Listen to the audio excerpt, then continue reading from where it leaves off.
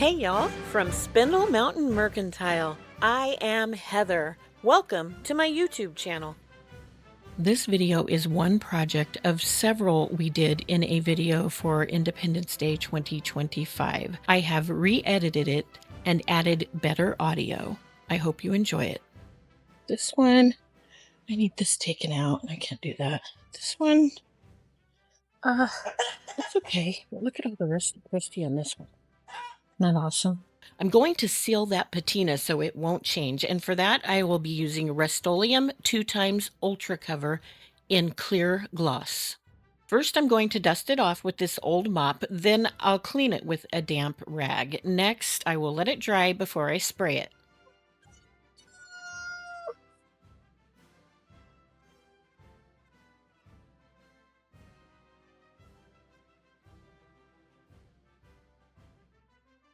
Before you work on your crib, you want to make sure you know the layout of a real American flag. The stars take up about 1/3 of the width across and just a little bit more than half of the height. There are 7 stripes next to the stars and only 6 stripes below the stars. This isn't my frame, but it's okay. Your frame might not be the same as mine either. So you just want to figure out where you would put the blue. And for this one, I would do them so that they take up half of the height and just a little bit over 1/3 of the width. Now I'm going to collect some scraps of fabric. Most of my scraps are left over from my mother and my aunt making Quilts of Valor quilts for veterans. If you haven't heard of the Quilts of Valor Foundation, I encourage you to look it up. It's a wonderful organization that uplifts veterans. I am cutting these into different sizes. Most of these were 2-inch strips, which come in something called a jelly roll. Jelly rolls come in various colors and patterns. You can also buy them in solids. Sometimes the solids have the same color and sometimes they vary. You could probably find a lot of good red, white, and blue ones right now. They're usually 44 inches long, and the amount of strips they have can vary, but it's usually a pretty broad selection. You can find them on sale for less than 20 bucks if you're lucky, and if you go to a fancy quilt store with brand name fabrics, you can pay up to $200 for a good jelly roll. I wanted to make sure that I didn't have one concentration of a particular pattern in one area of the quilt and that it didn't repeat a lot too close together. So I made piles of all of the different red fabrics that I had. So I put down all the red ones with white dots and then red with flowers and then red plaid and so on. And here's what that looked like.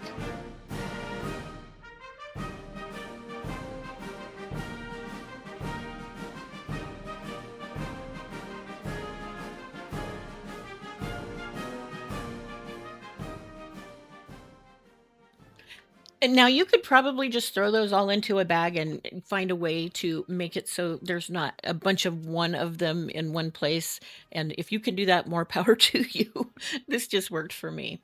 The flags like this I've seen online were tied. So when the fabric is tied to the crib, it gathers it where the knot is and it makes that end look pointed. And I didn't want that. So I decided to use glue. And that way I could get more coverage over each rectangle. Right away, I realized I did not have to make the fabric overlap itself on the back.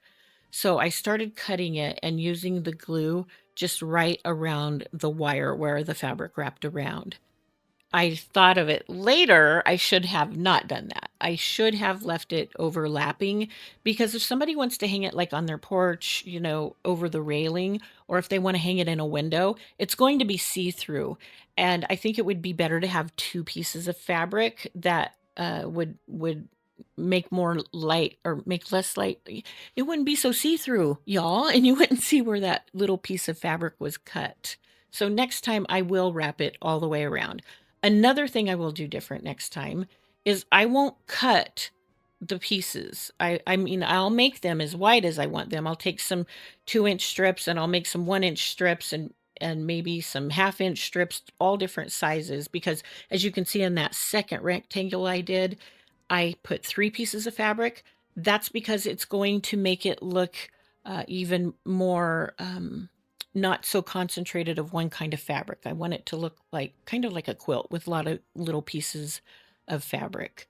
So I would next time, and I'm hoping to do another one of these this year, I would just leave that long strip of fabric and cut it as I go. And I think that would be a good time saver. I'm going to speed this up so you can see what I did with these red stripes, and I will meet you back here when I'm ready to move on to the next color.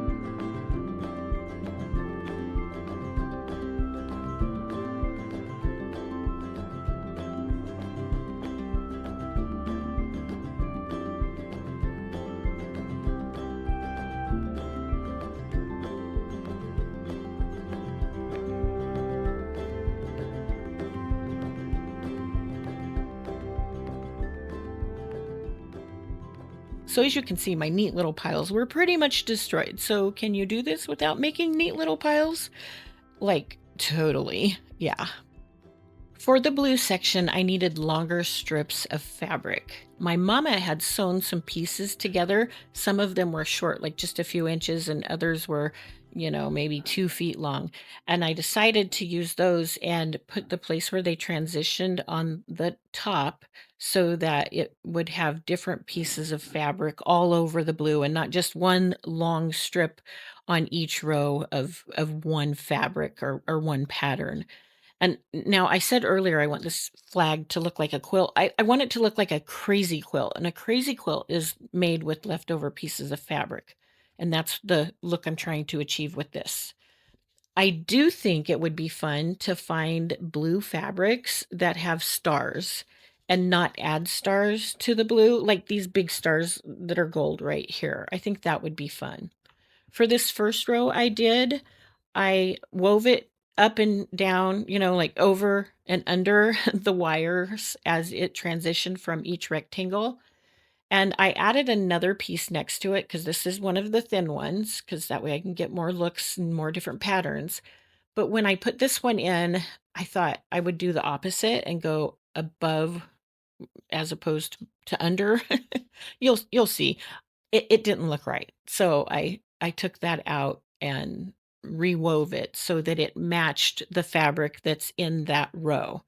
Now on the rows next to them, I'll do the opposite. And I think that turned out really good.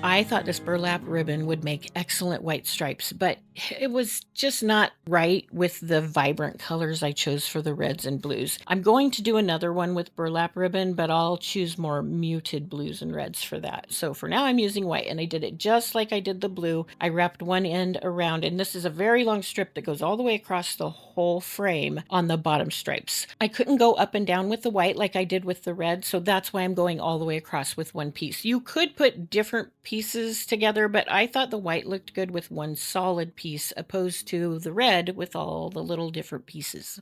On the top stripes, I had to figure out how to attach it to the blue, and you could probably go and glue it to the back of the blue, but I felt like it would be stronger and stay in place if it was wrapped around that wire. So I cut little segments into the white and I wrapped it around the blue fabric.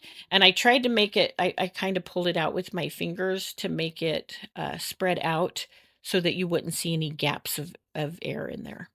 And I glued them just the same way I did the other ones. For the stars, I decided to use the 13 stars from the original flag that was in a circle, and I just used different strips of white fabric for that with different designs on them, and I tied them just in a singular knot. Like when you start tying your shoelaces, I just crossed them over and pulled them. In the after pictures, you'll see that some places I didn't fluff up the stars. That's because I realized I needed to do it after I was finished, so I took it down and fluffed them up, and then I took some more pictures.